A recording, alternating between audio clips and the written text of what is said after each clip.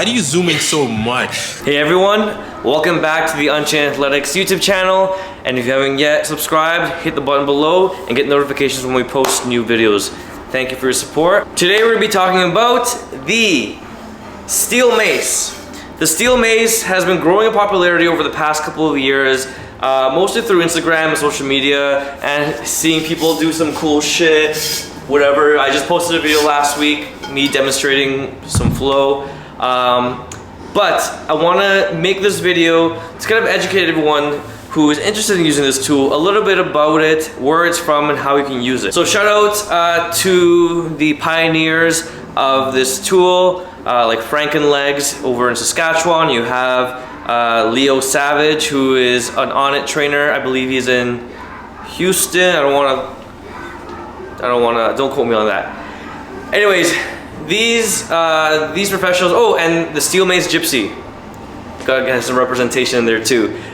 These people are great with this mace. They move it around like it's a piece of wood, and I would like to introduce all of you how to use it and how to slowly implement it into your training regimes. So first off, I like to talk about the history of the steel mace. So the steel mace, a lot of people think it's from the medieval times or this and that.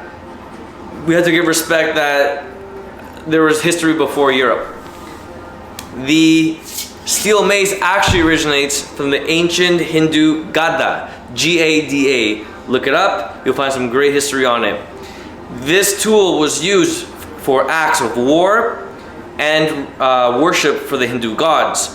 One god to be particular is Hanuman, Lord Hanuman. He's the monkey god. If you look him up, you'll see all the different stories of cities flying, fighting in the sky, wars, him flying from city to city with his huge gada.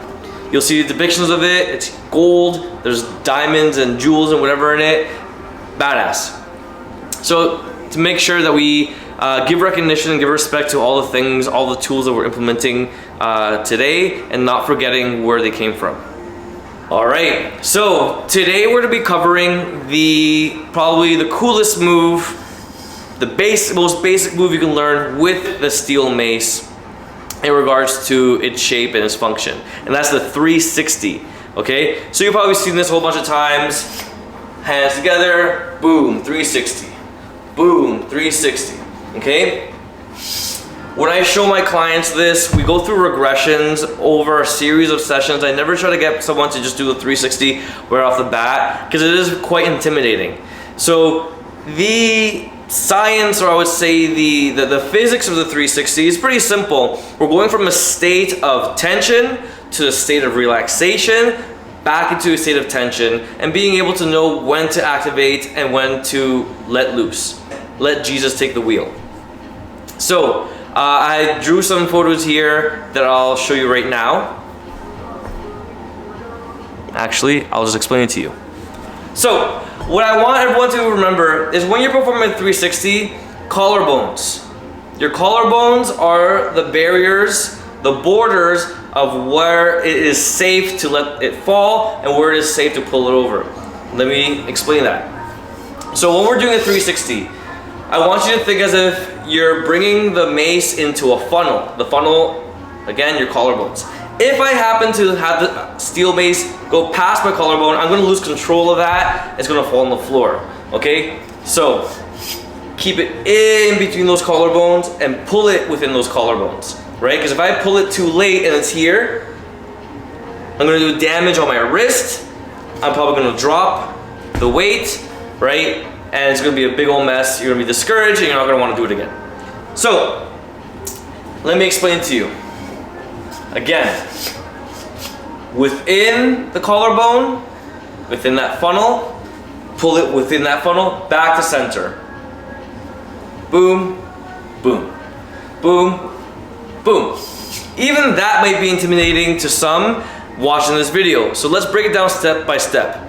The first thing we're gonna do is first let's get comfortable with the weight behind our back. Some of us don't even have the shoulder flexibility to even do the 360, let alone bring anything behind our back. So what I get everyone to do is just hold the mace here. Hold it nice and tight, elbows high to the ceiling.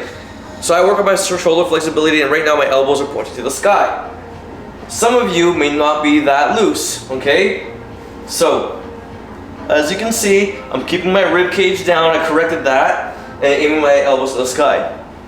Okay, we don't want to compensate and have you do this, where you're popping your rib cage forward, because what we're doing here is we're not increasing the shoulder mobility, we're changing the mechanics of our body to make us feel like we're having our elbows up to the ceiling, and that's not doing any justice either. So again, if you have tight shoulders, I would focus on that first, loosening up your traps, loosening up your triceps, getting some range of motion in the shoulder before even practicing this movement. So the first thing first is the pendulum. So in this position, just let the weight sway side to side, just like this. You could even do this before a shoulder workout and just get those lats relaxed. I'll show you from behind. Boom.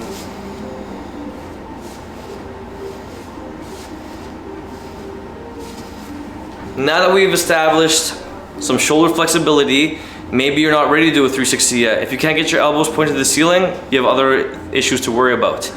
Next movement. How do we feel when that weight gets pulled behind our back? Well, let's practice our pullovers, okay, or pull throughs, however you want to call it. So what I will get my clients to do is, let's just do a regular pullover. So if my right hand is at the bottom and my left hand's on the top, I'm on the right side, I'm creating a window with my arm, and I'm gonna fit my head through the window and pull over. So from here, I pull back, just like that. Now, some key points when you're doing the pullovers. Key point number one, the mace does not touch your shoulder, it does not touch your back, you're not resting it on any part of your body whatsoever. So if that means you have to hold up a lot higher on the mace to get more control, go ahead and do that. If you're more experienced, you can go a little bit further down. So I'm at the very bottom. This is going to put a lot of stress on the wrists and the forearms, but it's great if you want to, you know, grow that. So from here, pull over, not touching my shoulders, not touching my back. Okay, I'm able to do this because I've been doing this for years with this tool, but obviously if you're starting off, right here, pullovers, creating that window.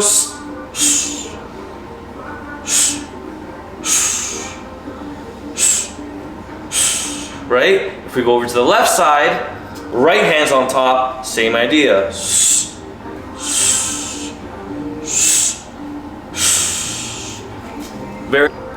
Next, a couple points with the 360s. I always tell people, imagine you're in between two sheets of glass.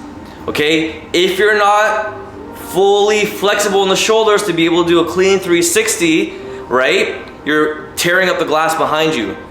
Okay, so let's show this. So imagine there's a piece of glass right in front of me here, and there's a glass behind me right here. If you're not letting the weight do its job and go completely vertical, like this, you're not breaking any glass. Okay? What some people do in the beginning, they think they're doing it by going like that. You're breaking the glass right here, boom. Boom. You're tearing all that glass behind you. It's going in a bit of an angle.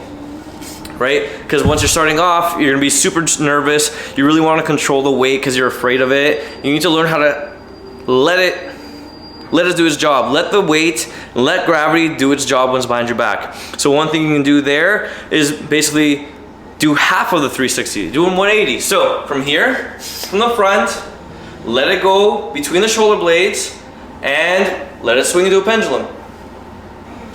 Get comfortable to that.